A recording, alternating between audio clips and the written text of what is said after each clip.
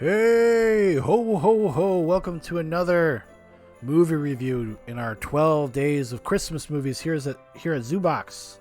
I'm Sean. Today we're going to be talking about the 2015 movie Krampus. Yeah, that's right. A little bit of a modern holiday classic, if you will.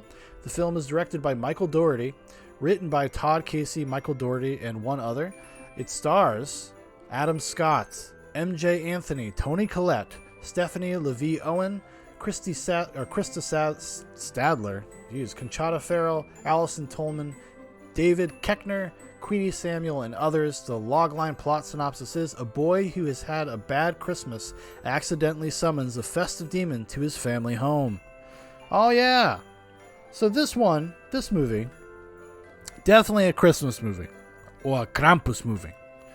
But, kind of same difference, right?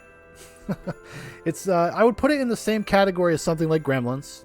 It's kind of like Gremlins. It's got the same kind of tone, vibe, maybe a little bit of a darker edge, a little bit more mean-spirited. Now, most of the characters in Krampus are fucking awful people. I would say almost all of them, to one degree or another. Even the heroic characters are shits. Which makes it not everybody's bag. Not everybody likes this movie, I think, because of that. I've always heard mixed things. I've tried to force feed this into my house since it came out. My wife, I tried to get my wife to watch it the other night. She's like, no, we're watching Christmas movies, Sean. We're not gonna be watching fucking Krampus.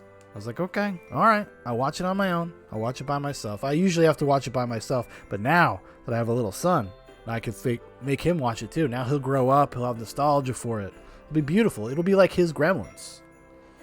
But yeah, like I said, very mean-spirited movie. The ending of the movie is actually even kind of shockingly downtrodden. Reminded me a lot of something like Sam Raimi's Drag Me to Hell and the way that it concludes. In fact, honestly, Michael Dougherty actually has kind of a Sam Raimi vibe to him. Because it's got, there's a lot of horror stuff, but it's also got a lot of slapstick, overtly funny stuff. These kind of mischievous, mean-spiritedness to the things that go on between the characters, their interpersonal relationships. Definitely reminds me a lot of Raimi, which kind of makes sense because Michael Dougherty has kind of a horror movie background. He first kind of hit the scene with film-wise in 2007 with Trick or Treat, which is like a horror anthology that's gained a lot of notoriety over the years. People really like it. So it was like another holiday themed thing that he did. And I haven't seen Trick or Treat in a long time, but I remember liking it when I saw it and thinking, whoa, this guy's somebody to watch. And when I saw Krampus, some 8 years later, it took him 8 more years to get this off the ground. Because I think Trick or Treat was actually in I think maybe it got caught up with the MGM when MGM closed or went bankrupt. I think it might have been shelved because of that until it was bought by somebody else. So that's why there was such a long gap. But he most recently did the Godzilla King of the Monsters, the legendary Godzilla movies, which I know a lot of people don't like, and I don't think it's the greatest movie in the world, but I thought it was pretty, is in terms of a Godzilla movie, which I've watched a lot of Godzilla movies over the past year. I think King of the Monsters is okay. I think you could probably lose 15 minutes from the movie. Tighten it up a little bit. Get rid of some of the superfluous characters. Maybe get to the point a little faster. And I'm not talking about monster fights. I'm talking about plot-wise. But that's my mini review of King of the Monsters. But yeah, Krampus. It's got the same kind of spirit, like I said, as Gremlins. And it also has a lot of cool practical effects, and the CGI that is in the movie is pretty effective. It balances things, I think, pretty well. It might go a little bit too far, I think you could say, into comedy, because the difference between this and Gremlins is actually kind of effectively scary at times, and a lot of that has to do with kind of the gross nature of the gremlin creatures. I don't know if this ever really reaches that per se. It does kind of when the Krampus actually comes, because there's a sequence in the second half of the film where they're out during this giant blizzard that has shut everything down, and they lose all the power because Krampus is about. Because this kid accidentally summons Krampus because his extended family are being assholes. It's also got kind of I would say a National Lampoon Christmas Vacation vibe to it. if you remember, like the dinner scene, like that's kind of like the first act of the movie. Kind of, well, if you've seen that movie, you'll be familiar with kind of the tropes and whatnot that they play in. And everybody in the movie does a great job. David Koechner, who's kind of like one of these unsung comedy heroes, in my opinion. I always really liked David Koechner. He totally delivers. He plays such a great like redneck asshole. He plays like a gruffer Cousin Eddie. Cousin Eddie never from National Lampoon never feels like threatening in the way that Koechner brings it here. He just feels like he's so hostile. Like Cousin Eddie's not a hostile person. He's just aloof. This dude feels hostile. But a lot of great comedy mined from that. But there's a sequence when they're all out in the snow and they're kind of turns into a little bit of a slasher movie and everybody's kind of getting picked off during this blizzard. And the stalking scenes with Krampus and the way that they execute on that, I thought was really, really effective. And really, really added some tension to the movie. If there is something about the movie that I think is maybe not the greatest, is that it feels a little, the pacing is a little off. It's the sense of escalation. Maybe it takes a beat or two too long to get going. And then once it does, it kind of has the problem where it doesn't know how to reinvent itself enough or quickly enough as the story is playing out. Like I said, like it is a movie that is surprisingly character-centric. It's surprisingly focused on the characters. If anything, I would say that sets it apart from a lot of movies like this is that the characterizations are pretty full-fledged, even though that they're all, kind of broad archetypes and they're a little over the top. Everybody feels like their roles are served and that they have complete arcs, for lack of a better way to put it.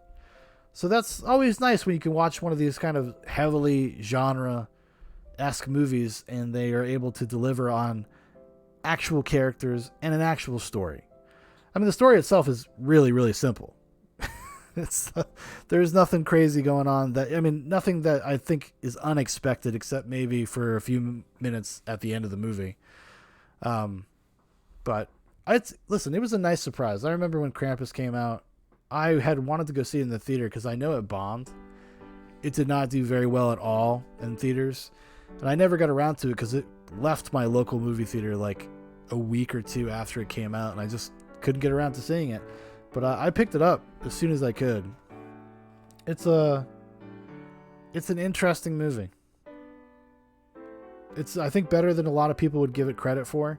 It's like in terms of craftsmanship, that's the kind of thing it reminded me. That's why I would say like Gremlins is a good comparison, because Joe Dante is a good storyteller. He's a craftsman. The way he puts together these kind of genre effects driven movies, practical effect driven movies, and the way he's able to balance comedy and horror and all those elements, I think is pretty close. Doherty, I don't think is as good as Dante, but someday he could be.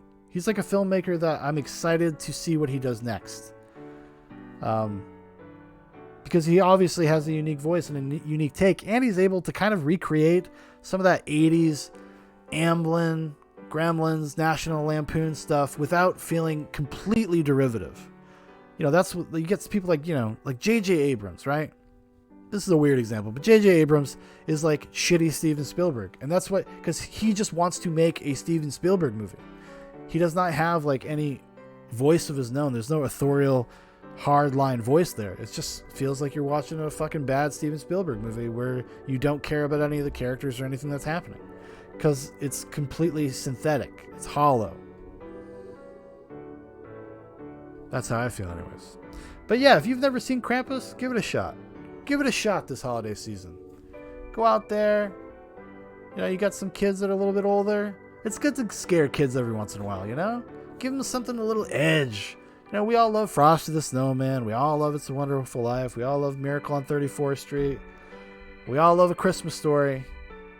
But sometimes, you got to broaden your horizons. Get culture. Get Krampus.